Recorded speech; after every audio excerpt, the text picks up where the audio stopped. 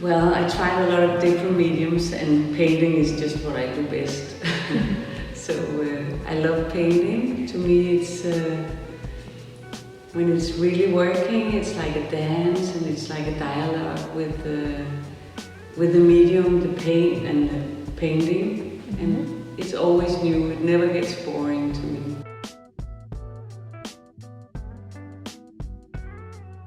The series Where's Dorian is based on one of the most devastating hurricanes that passed over the southern hemisphere last year in September. And it was followed by literally an image storm by media channels. A lot of these medias used private recordings of people who were in the midst of it, and it was very, very dramatic, of course. And these recordings taken from an iPhone, which is nowadays the preferred way to record things, just made some very interesting abstractions, I found. So because a lot of the recordings were taken with an upright iPhone, you know, a screen like this would fill out, an algorithm would fill out the sides, and it would give some strange dreamlike shapes that was almost like a ghost reoccurring or playing into the understanding of the imagery.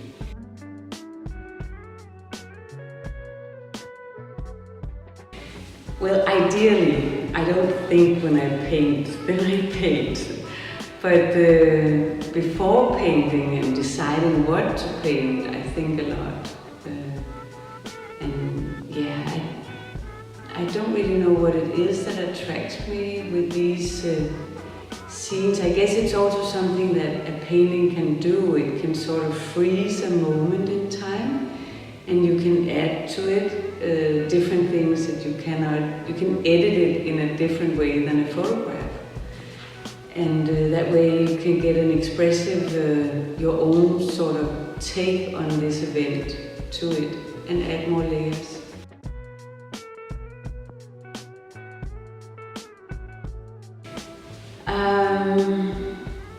Well, sometimes the images gives me a hint. Maybe I'm fascinated by a bright pink or you know, an intense blue or whatever, and then that starts it off.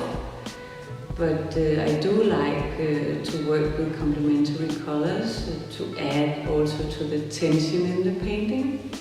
So it's not like, you know, light colors. I like to go to opposites and create tension that way.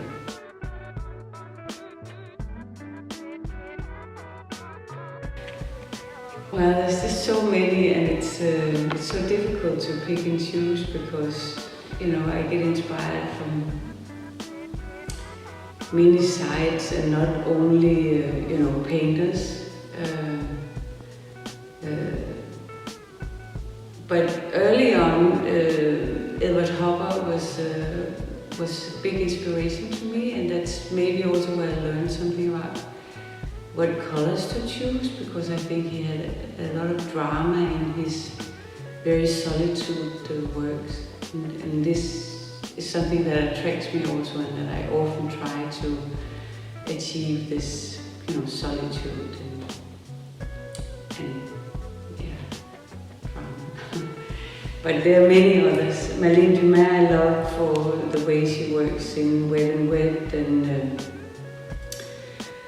Cecily Brown is I love her big scale paintings that are just, you know, she's really dancing, I think, when she's painting. So I could mention a lot.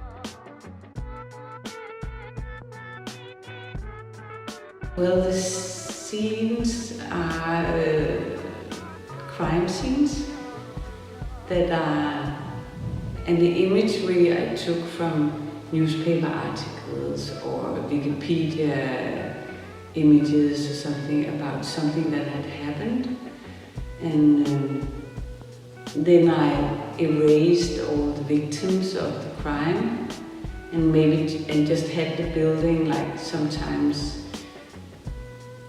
a history of a place. It keeps having a sense of this, what had happened to it.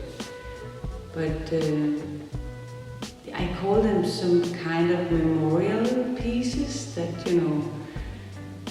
you throw away the newspaper and then, next day it's a new crime, a new thing, and what should we keep remembering in order to learn from it? So for myself, I said, okay, big scale, what is normally shown as this size, I want 130 times 180, and I want to make a peaceful landscape out of it.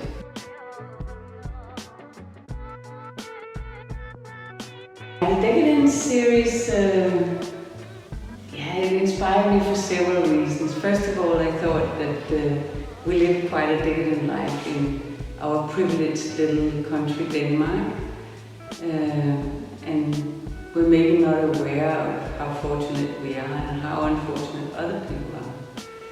And at the time I started the Decadent series, there was a lot in the advertising also, Gucci portrayed this dandy kind of Oscar Wilde type among old-fashioned books and whatever. And then I figured out that decadence was actually a movement in the end of the 1880s, and some of the ones that were counted to that movement were some of my favorites, like Edvard Munch, for instance, and on the writing side, Oscar Wilde, Baudelaire, and it spoke to my romantic side. So I studied it a little, and then I also took up some imagery from my own time at the Studio 54 in New York, where we lived a similar decadent life. This was just before the AIDS came as a big threat, and I used that as the imagery for my paintings.